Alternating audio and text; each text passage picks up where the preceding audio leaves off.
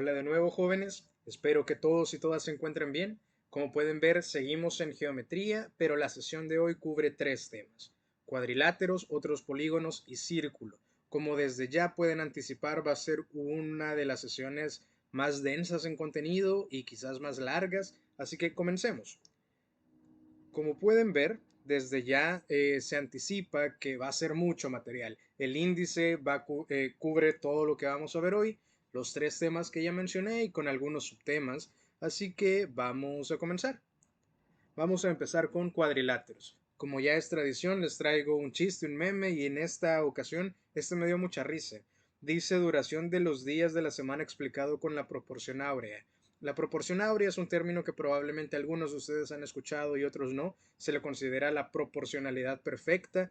Es un número que aparece como proporción elementos, entre muchos elementos de la naturaleza, y pues es un tema aparte, no compete a lo que estamos viendo, pero la construcción de las figuras de proporción áurea se hace con rectángulos, con, bueno, cuadrados, con ciertos valores, que es lo que está reflejando acá, pero en este caso creo que es bastante preciso decir que así se siente la semana respecto a obligaciones y tiempo libre. Pero bueno, pasamos ya a entrar en materia. Vamos a partir con una definición. Vamos a decir que los cuadriláteros son polígonos de cuatro lados, lo que genera cuatro vértices y cuatro ángulos interiores. Y ojo, estos últimos suman 360 grados. De hecho, esto es consecuencia de que, si lo piensan, vean todas las figuras que tenemos acá, todas tienen cuatro lados, todas son cuadriláteros, todas esas se pueden convertir en dos triángulos. Y si un triángulo tiene como la suma de sus ángulos internos 180, dos triángulos tendrá el doble, 360. Entonces, esta propiedad es consecuencia de la propiedad de la que ya habíamos hablado con los triángulos. Ahora quiero hablar de la clasificación. Ya les he dicho que siempre que hablemos de tipos es importante saber bajo qué criterios. En este caso, para clasificar cuadriláteros, son varios elementos los que se toman en cuenta. Se toman en cuenta la relación de los lados, los ángulos, sí, básicamente de los lados y los ángulos, pero no hay categoría por lados y categoría por ángulos, sino que es una combinación. Esta tabla intenta resumirlo, no la creé yo, pero vamos a utilizarla porque me parece útil. Centrémonos para empezar en los paralelogramos. Los paralelogramos tienen dos pares de lados paralelos. El básico es el cuadrado. ¿Qué significa eso? Los dos horizontales son paralelos, los dos verticales son paralelos. Lo mismo pasa con el rectángulo. Y vean, se agregan rombo y romboide. La diferencia entre cuadrado y rectángulo ustedes la conocen. Los lados son todos iguales en el caso del cuadrado, pero no en el caso de los rectángulos. Sabemos que sí son paralelos, es decir, están todos dentro de los paralelogramos. Los ángulos van a ser siempre de 90, pero ocurre que los lados de un rectángulo son iguales 2 a 2. El clásico, la base, las dos bases, llamémoslas así, o los dos tramos horizontales más largos y los laterales más cortos. Mientras que en el cuadrado son todos iguales. El hecho de que sean todos iguales provoca que las diagonales sean perpendiculares. Eso es una propiedad importante. En un cuadrado, las dos diagonales se cortan en ángulo de 90. No así en un rectángulo. Exageren un rectángulo en sus cabezas. Piensen en un rectángulo exageradamente alargado. Los cortes que van a tener las diagonales no van a ser perpendiculares. Ahora, rombo y romboide. Vean, en el rombo todos los lados son iguales. Entonces, ¿qué lo hace diferente de un cuadrado? Nos dice que los ángulos opuestos son iguales, pero no de 90 grados. Vean la figura. Estos ángulos de acá no son de 90. Estos dos son obtusos, este y este son agudos. No son de 90, pero los lados son iguales, ¿sí? Ahora, otra cosa importante, cada vez que en esta tabla vean el numeral, no es un numeral, lo que intentaron hacer, pudieron haberlo hecho mejor, pero de nuevo no hice yo esa tabla, así que no me puedo quejar, es el igual negado, es decir, lo que están intentando decir es diferente de, o son diferentes. Está mal, pero entendámoslo así. Cuando usan el numeral, lo que quieren decir es desigual, es como la igualdad negada. Entonces, me están diciendo que las diagonales no son iguales, eso es verdad. De hecho, puede que alguno de ustedes recuerde de sus clases de geometría, de sus clases de matemáticas, que una forma de calcular el área de un rombo tiene que ver con las diagonales y se habla de diagonal mayor y diagonal menor. Y aquí se puede ver, esta diagonal de acá es mucho más larga que esta de acá. Son perpendiculares, es decir, que se cortan en ángulo de 90, pero no son iguales, son desiguales. Eso significa este símbolo de aquí. Luego el romboide son estas figuras. Me dicen que los lados son igualmente paralelos. Una vez más, están dentro de la gran caja de paralelogramos. Así que estos dos son paralelos y estos inclinados son paralelos entre sí. Pero, además, me dicen que los ángulos opuestos son iguales, igual que en el rombo. Los ángulos no serán de 90 grados, lo podemos ver aquí. Hay un par obtuso y un par de agudos y las diagonales son desiguales y en este caso no son perpendiculares. Este corte de acá decíamos es de 90 en el rombo. Los cortes aquí pueden ser de diferentes tamaños, perdón, de diferentes medidas.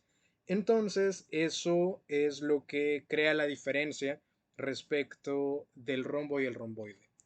Ahora, los trapecios. En los trapecios tienen dos lados paralelos y ahí pone entre paréntesis bases. Una vez más, cualquier lado que ustedes agarren de cualquier figura se puede entender como una base, como decíamos con los triángulos, pero en este caso lo más típico es pensar en las bases, que en este caso serán dos, como las partes horizontales, las líneas horizontales.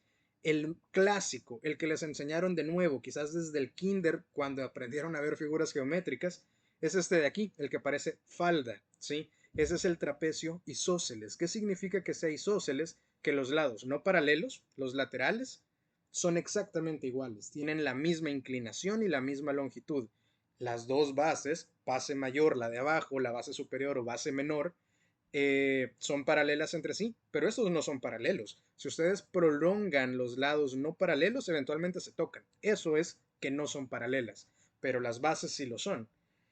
Entonces, los lados no paralelos son iguales y por lo tanto, los ángulos que van a encontrar aquí a la base y aquí a la base, estos dos serán iguales y los dos de arriba serán iguales también. Por eso es isósceles. Si lo piensan, es como agarrar un triángulo isósceles que ya conocen y cortarle la punta superior.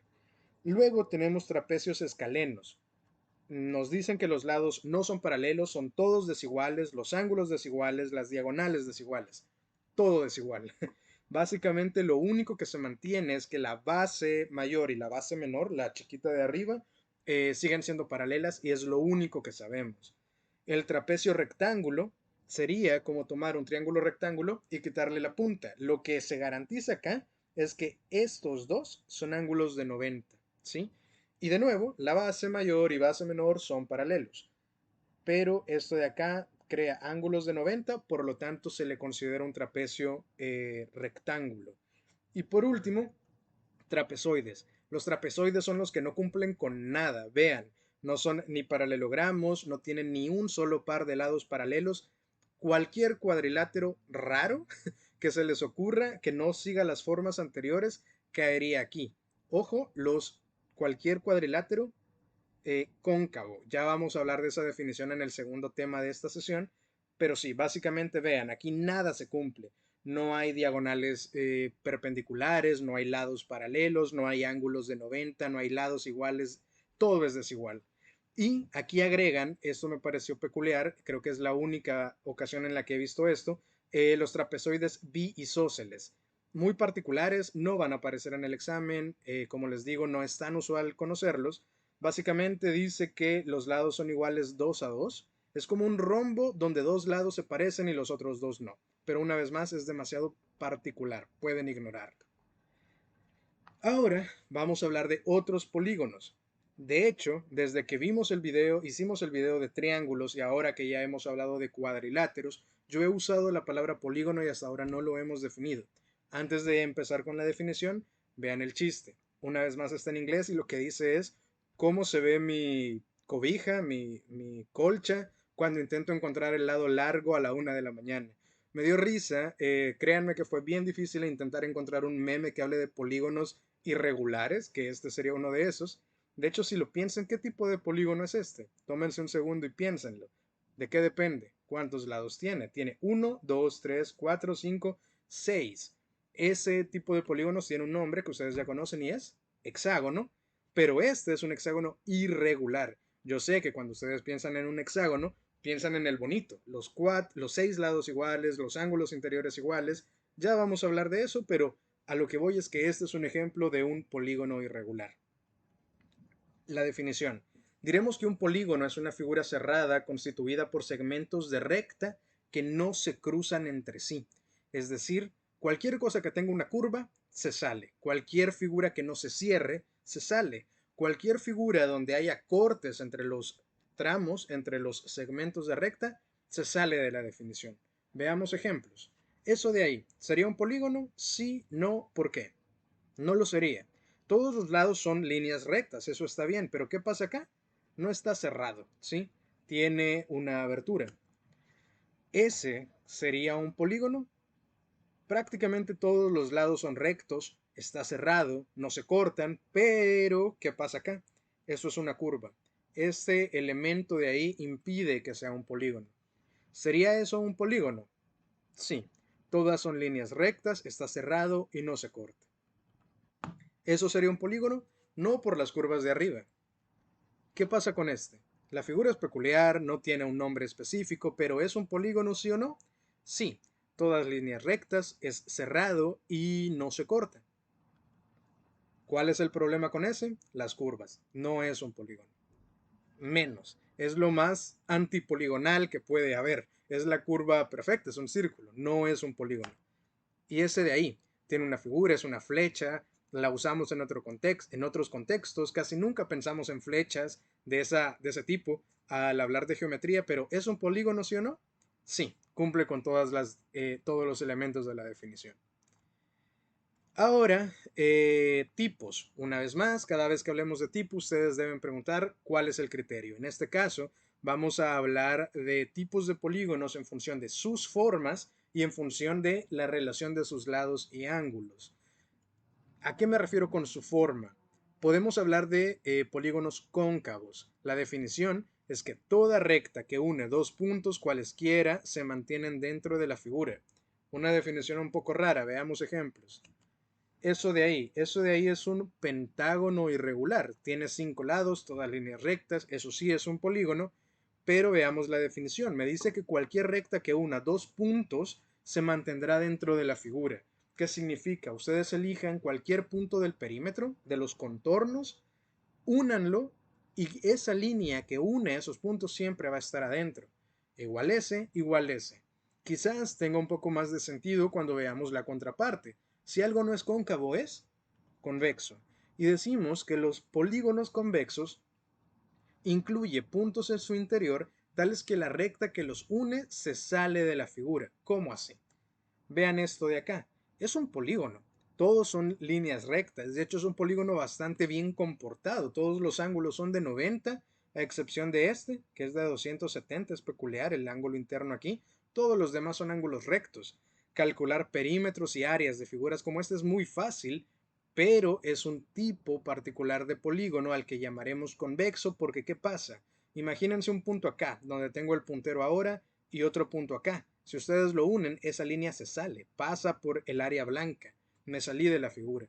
Lo mismo ese, lo mismo ese. Siempre que una figura sea poligonal, pero tenga una forma tal que existan ciertos pares de puntos que al juntarse me salgo de la figura, estamos hablando de polígonos convexos.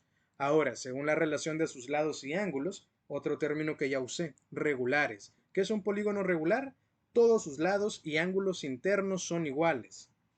Y ahí tienen los casos clásicos. De nuevo, son los polígonos bien portados. Calcularles sus perímetros, sus áreas, trabajar con ellos es muy fácil porque son perfectos. Todos los lados y ángulos internos son iguales. Si seguimos el orden, el de 3 lados ya sabemos es triángulo. Y el triángulo que cumple con ser regular, ya sabemos que tiene el nombre de equilátero. ¿Cuál es el cuadrilátero que tiene los 4 lados exactamente iguales? El cuadrado, y los ángulos internos son iguales. Es decir, aquí estamos excluyendo a los rombos. Y luego tenemos pentágono regular, hexágono regular, heptágono regular. Vean que esta figura que saqué de internet ya les está poniendo los ángulos internos. Vamos a hablar de eso en un segundo. Y ahora, si los polígonos que estamos viendo acá son regulares, ¿qué falta? Los irregulares, ¿sí? ¿Qué pasa con los irregulares? Pues tendrán lados y ángulos distintos. Puede que un par se parezcan, pero con tener uno solo que ya no sea igual al resto, hablamos de irregularidad. Estas figuras son ejemplos de polígonos irregulares. Ahí tenemos triángulos, cuadriláteros, pentágonos, hexágonos, heptágonos y octágonos irregulares. ¿Se tienen que ver necesariamente así? No, cualquiera que no cumpla con tener lados y ángulos iguales va a contar como irregular. Esos son simples ejemplos. Ahora, sí, vamos a hablar de los elementos de un polígono. Los lados, al igual que con los triángulos y los cuadriláteros, ¿qué son los lados? Cada segmento de recta que lo conforma. Vamos a ir poniendo ejemplos. ¿Cómo se llama ese polígono de ahí? Pueden tomarse un momento. ¿De qué depende? Número de lados. ¿Cuántos lados hay? 8. Es un octágono. ¿Cuáles son los lados del octágono? Esos 8 lados que acaban de contar. Le vamos a poner L. ¿Qué otros elementos tenemos? Vértices. ¿Cuáles son los vértices? Las esquinas. ¿Cuántos vértices tenemos acá? 8. Las diagonales. Ojo que esto es muy importante. Los triángulos no tienen diagonales. Nunca hemos hablado de diagonales en un triángulo. Los cuadriláteros sí. ¿Y cuántas diagonales tiene un cuadrilátero? 2. Pensemos en el clásico, el cuadrado, diagonal, diagonal. 2. ¿Qué pasa con un pentágono? ¿Qué pasa con un hexágono? O con este, el octágono. ¿Cuántas diagonales tenemos? Vean la definición. Me dice que la recta une dos vértices no consecutivos. Es decir, centrémonos, por ejemplo, acá. Este vértice, con él no puede formar una diagonal, forma un lado porque está a la par, es consecutivo, lo mismo que con este. Pero hay otros varios vértices con los que si yo lo uno, voy a generar diagonales. Eso de ahí es una diagonal, pero no es la única, puedo generar más. En un momento vamos a ver cómo se calcula el total de diagonales, porque es claro que a medida yo aumente la cantidad de lados, también aumentará la cantidad de diagonales. Perímetro, ¿qué es perímetro? Para estos y para cualquier otra figura es lo mismo, la longitud de su contorno, es la suma de las longitudes de sus lados. El área es la superficie ocupada por el polígono y el apotema es un concepto fundamental para hablar de los polígonos y ojo, este aplica solo para polígonos regulares. Todo lo demás aplica para cualquier polígono, pero cuando hablemos de polígonos regulares es el único caso en el que podemos hablar de apotema. ¿Qué es el apotema? Vean, dicen que es la perpendicular trazada del centro del polígono regular hacia cualquiera de los lados. Eso de ahí. Esto es el apotema. Aquí está el centro de la figura. El centro es fácil de encontrar porque solo aplica para los regulares, es perfecto. Y cuando yo lanzo una perpendicular, es decir, que aquí hay ángulo de 90 hacia cualquiera de los lados, voy a tocar el punto medio de cualquiera de los lados, ¿sí? A eso le vamos a llamar apotema. Y ahora les quiero mostrar estos elementos para el caso de los polígonos regulares. Vamos a calcular un perímetro. Vamos a usar ese pentágono de ahí. El pentágono tiene el lado 2 y de nuevo, aquí estamos trabajando con un pentágono regular. Esta lógica que explicaré ahora aplica solo para polígonos regulares. ¿Cuál va a ser el perímetro? Pues está bien fácil. Si cada lado mide 2 y tengo 5 lados, diremos que la fórmula del perímetro de los polígonos regulares es lado por n, que es n el número de lados. Al ser un pentágono eso es 5. 5 por 2, 10. Fácil. ¿Cómo se calcula el área? Vean, ahí está mi pentágono. El lado dijimos que es 2. El apotema es el que vamos a utilizar, pero antes quiero que se fijen en lo siguiente. Eso de ahí, esas líneas que estoy poniendo, ¿qué forman? Forman 5 triángulos. ¿Qué pasa con esos 5 triángulos? Tienen cosas particulares. Son 5 triángulos que son idénticos entre sí. Los 5 son iguales, son triángulos congruentes. Entonces estarán ustedes de acuerdo en que para calcular el área del pentágono basta con calcular el área de un solo triángulo y quintuplicarlo. Eso es lo que vamos a hacer y para eso nos sirve el apotema. ¿Qué dijimos del apotema? Es perpendicular a los lados. ¿Qué significa eso? Si nos centramos solo en el triángulo, esa es la altura. ¿Y cuál va a ser la base del triángulo? Como pueden ver, el lado, que ya dijimos que es 2. Ahora, el apotema no se lo pueden inventar. El apotema tiene un valor específico que otras fórmulas existen para dárselos, así que normalmente en un ejercicio se les da a ustedes el apotema o se les pide calcularlo y ese sería el ejercicio en sí mismo, pero no es cualquiera. Es decir, un triángulo, perdón, un pentágono regular del lado 2 no puede tener el apotema que a mí se me ocurre. De hecho, por eso aquí se los estoy dando, 1.37. Yo lo tuve que calcular porque no puedo decir pentágono del lado 2 y apotema 3. Eso no puede pasar, no depende de mí. Ahora, vean la fórmula. La fórmula dice que es perímetro por apotema entre 2. Para que esto cobre un poco más de sentido, vean aquí el desarrollo. Lo que estoy viendo acá es una forma levemente distinta de esto que les he puesto, pero quiero que entiendan por qué. Tómense un segundo, obsérvenlo, si gustan pausen. ¿Qué está pasando en el paréntesis? ¿Qué es eso del paréntesis? Miren, dice 2 por 1.37 entre 2. ¿A qué le suena eso?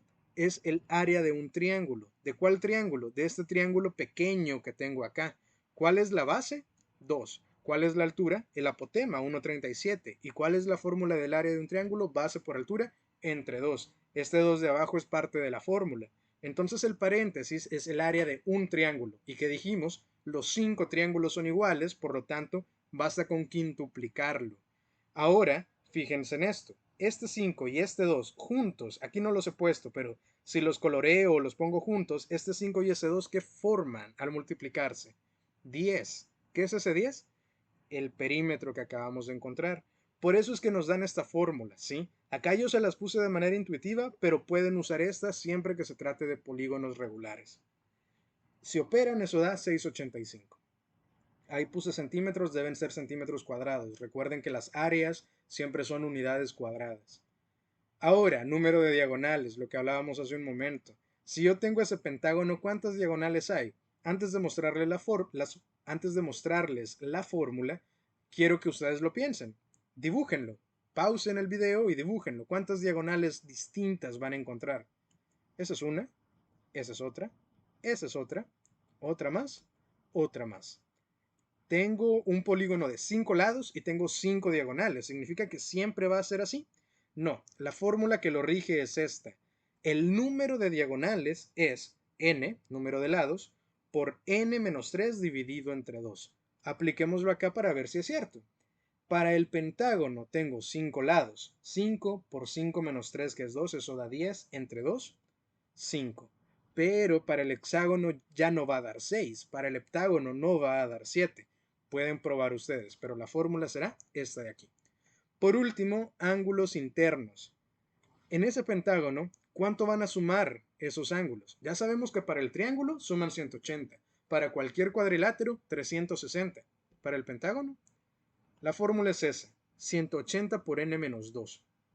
Si lo aplicamos acá, 3 por 180 sería el caso, porque n es 5, 5 menos 2 es 3.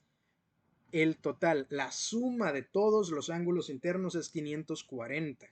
Entonces, si yo les pregunto cuánto mide un solo ángulo interno, pues será 540 dividido entre 5, ¿sí? Que va a dar 108. Entonces, sí, los ángulos internos de un pentágono regular son 108 grados. Continuamos. Círculo. Otro meme. Ese, de hecho, los invito a que pausen y que lo vean. Se van a dar cuenta que por lo menos esas son las medidas de las pizzas que venden en Estados Unidos, que son los únicos que usan el sistema imperial para seguir midiendo sus cosas. Entonces ellos hablan de inches, de pulgadas. Dos pizzas, a ver, ¿cómo es? Sí.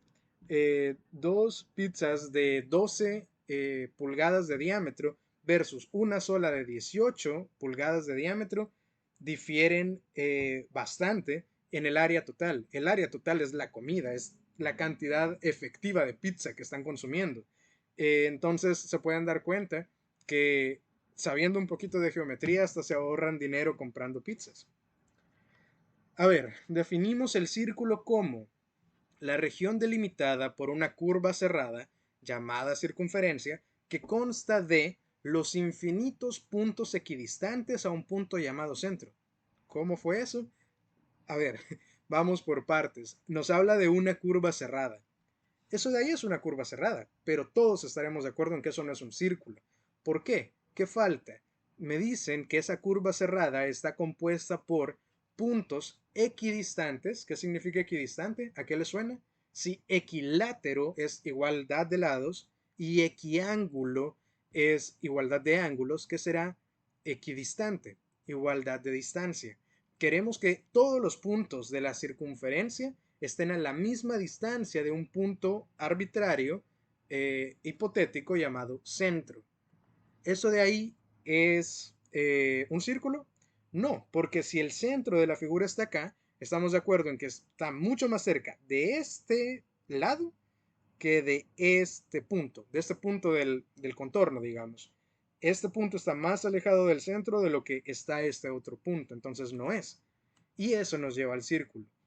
¿Qué cosa sé yo con el círculo? Que el centro está exactamente a la misma distancia de todos los puntos que lo conforman.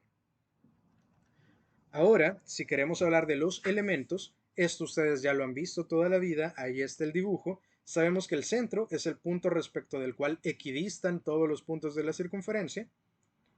Luego tenemos el radio, esta figura de acá, perdón, esta recta de acá en color amarillo. Sabemos que es el segmento de recta que une el centro con cualquier punto de la circunferencia. Una cuerda es un segmento de recta que une dos puntos cualesquiera de la circunferencia, de aquí a acá. Eso es una cuerda. Y el diámetro es la cuerda de longitud máxima. Piénsenlo así. Si una cuerda es la unión de dos puntos cualesquiera, estamos de acuerdo en que aquí está cortita, pero si los dos puntos yo los empiezo a mover, a mover, a mover, va a llegar un punto de distancia máxima que ocurre justamente cuando atraviesan el centro. Ese es el diámetro. O dos veces el radio. La secante corta la circunferencia, es decir, que la diferencia entre la cuerda y la secante es que los lados de la secante se salen del círculo y de la circunferencia. Y por último, la tangente, que es la recta que toca la circunferencia en un solo punto, este de aquí. Y aquí hay un ángulo de 90. Vamos a llegar a eso en un instante. Vamos a agregar elementos importantes como el área y el perímetro. Ustedes saben que esa es la fórmula del área de un círculo. Pi por radio al cuadrado. Ejemplo rápido. Si el radio es 3, pi por radio al cuadrado, 3 al cuadrado es 9. Por lo tanto, el área será 9 pi centímetros cuadrados. Ojo con esto, yo sé, por algún motivo, cada vez que yo enseño a primer año, siempre me multiplican el 9 por pi, por 3.14 y me dejan decimales. No hagan eso, en el examen no van a hacer eso. Siempre van a tener que usar a pi de manera indicada. Esto es la forma más completa de expresar la respuesta. Así que aquí decimos 9 pi. El perímetro es 2 pi radio y ya sabemos que el doble del radio es el diámetro. En otras palabras, eso también se podría escribir como diámetro por pi o 2 veces pi por el radio, cualquiera.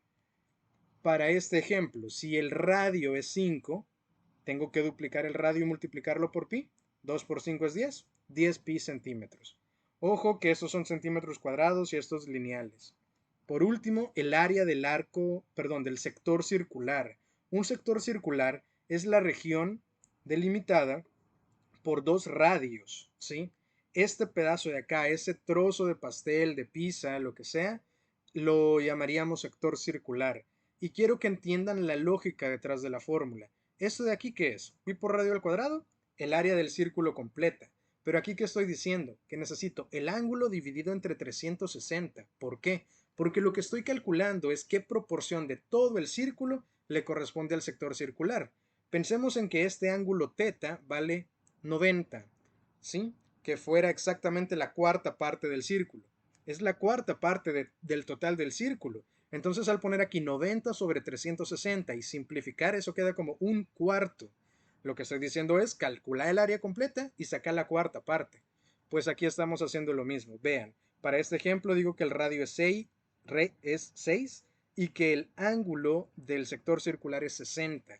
Entonces, pongo 6 a la par de pi, lo elevo al cuadrado, y eso de aquí, ¿qué me va a dar? 60 entre 360 da un sexto. Significa que este trozo de aquí es un sexto de toda la figura.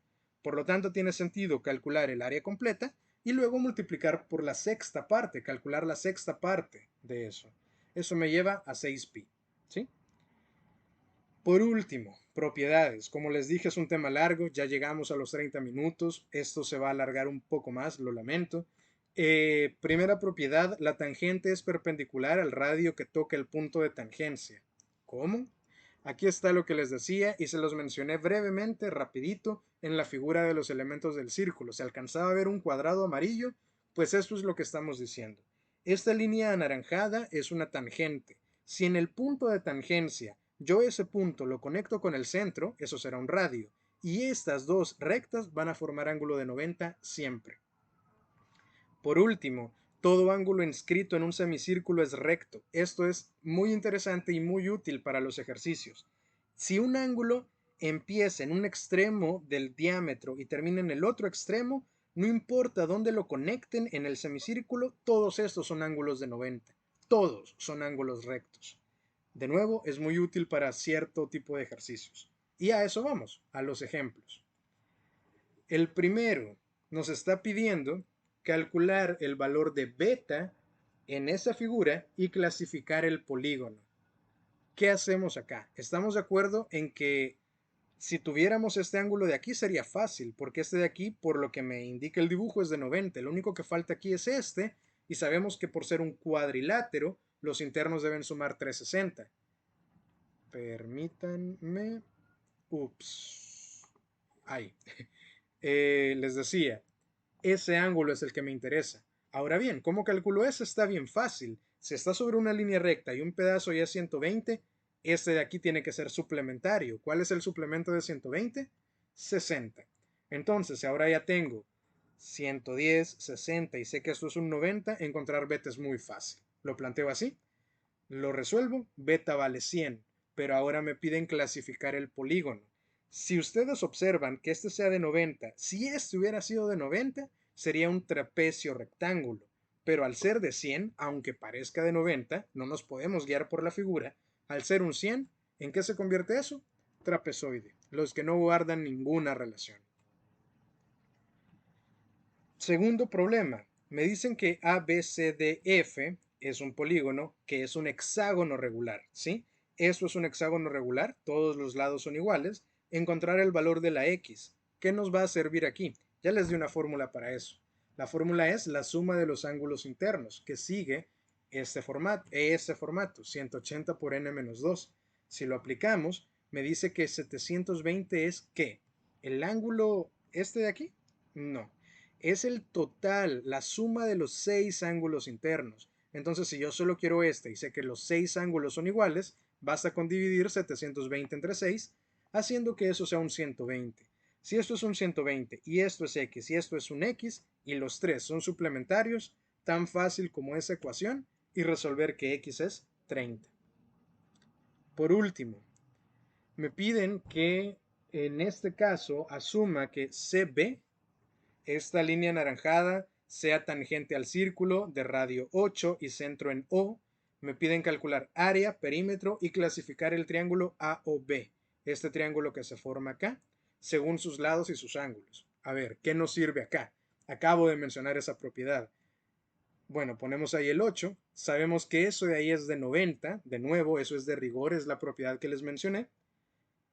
Y vean, si yo sé que esto es de 90 y estos dos miden alfa, tan fácil como esa ecuación, alfa vale 45.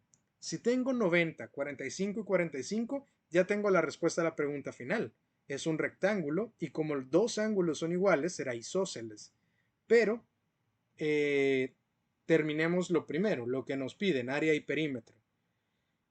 Este es el triángulo en cuestión, ¿sí? 8, 8, esto mide C, 45, 45 y 90. ¿Cómo encuentro C? Pitágoras. 8 al cuadrado más 8 al cuadrado será C al cuadrado. C es 8 raíz de 2. Me salté los pasos por el tiempo, pero ya sabemos entonces que el perímetro será 8 más ese valor de C.